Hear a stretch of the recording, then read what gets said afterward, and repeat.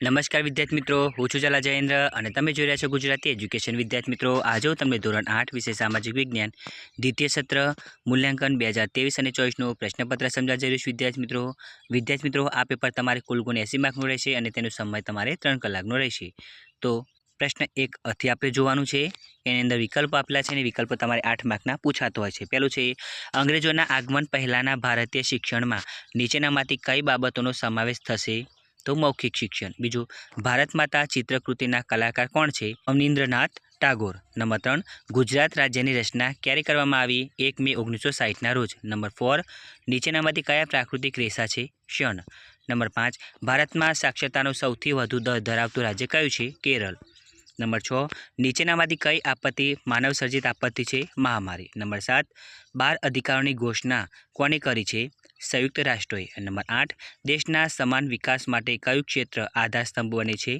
ઔદ્યોગિક ક્ષેત્ર. હવે એની અંદર ખાલી જગ્યા આપેલી છે. ખાલી જગ્યા તમારે 8 માર્કની પૂછાતી હશે વિદ્યાર્થી મિત્રો. પહેલી છે, સ્વામી વિવેકાનંદ કહેતા હતા કે માનવ સેવા એ જ પ્રભુ સેવા છે.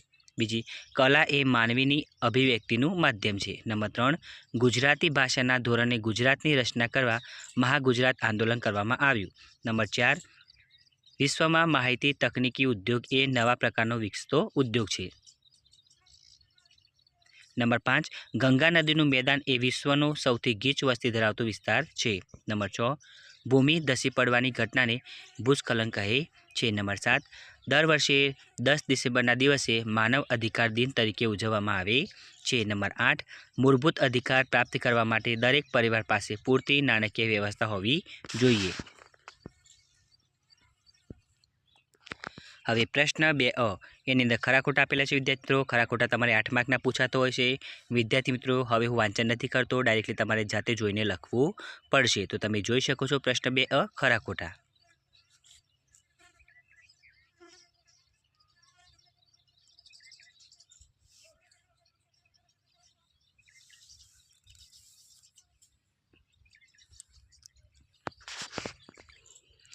હવે એની અંદર વિદ્યાર્થી મિત્રો, નીચેના વિધાનોના કારણો આપો. તમારે 4 માર્કનું પૂછાતો હોય છે વિદ્યાર્થી મિત્રો.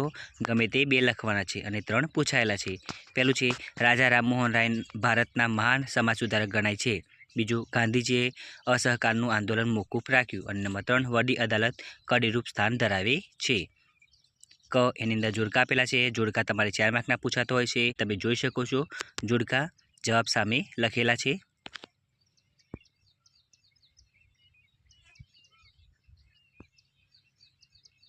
હવે પ્રશ્ન 3 એની અંદર 1-2 વાક્યોમાં ઉત્તર લખો. ગમે તે 8 લખવાના છે વિદ્યાર્થી મિત્રો. અને પ્રશ્નો તમારે 10 પૂછાતા હોય છે અને 16 માર્કના છે. તો તમે જોઈ શકો છો પ્રશ્નો કયા કયા છે.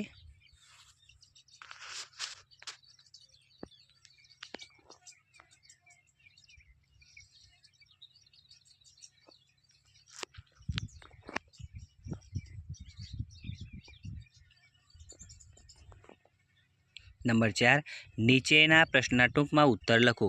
વિદ્યાર્થી મિત્રો, પ્રશ્ન 4 15 માર્કનો પૂછાતો હોય છે અને ગમે તે 5 લખવાના છે. પહેલું છે, ગાંધીજીના મતે સાક્ષરતા એટલે શું? બીજું, ટૂંક નોંધ લખો, કાશ્મીરનો પ્રશ્ન. નંબર 3, વિશ્વમાં વસ્તીના અસમાન વિતરણના કારણો કયા છે? નંબર 4, આપત્તિની અસરો ટૂંકમાં વર્ણવો. 3 મુદ્દા લખવાના છે. નંબર 5, લોક અદાલતના ફાયદા જણાવો. એની અંદર 4 મુદ્દા લખવાના છે.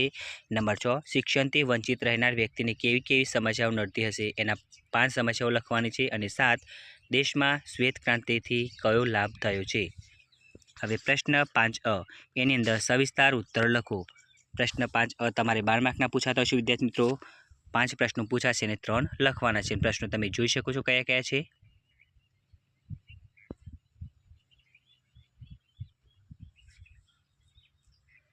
હવે તમને આપેલા ભારતના રેખાંકિત નકશામાં નીચેની વિગતો યોગ્ય સંજ્ઞાઓ વડે યોગ્ય સ્થાને નામ સાથે દર્શાવો. તમારે 5 માર્કનું પૂછાતું હશે વિદ્યાર્થી મિત્રો. ચેન્નઈ ઓડિશા રાજ્ય, ભારતનો કેન્દ્રશાસિત પ્રદેશ દમણ અને દીવ, સુતરાઉ કાપડ ઉદ્યોગ કેન્દ્ર, ભારતમાં સાક્ષરતાનો સૌથી ઓછો દર ધરાવતું રાજ્ય. તો વિદ્યાર્થી મિત્રો, તમને અમારી આ વિડીયો પસંદ આવી હોય તો વિડીયોને લાઇક કરો, કમેન્ટ કરો, શેર કરો અને સબસ્ક્રાઈબ જરૂર કરો. વિદ્યાર્થી મિત્રો, આના વગર તમારી બીજી વિડીયો જોતી હોય તો નીચે ડિસ્ક્રિપ્શનની અંદર લિંક આપેલી છે. ધન્યવાદ.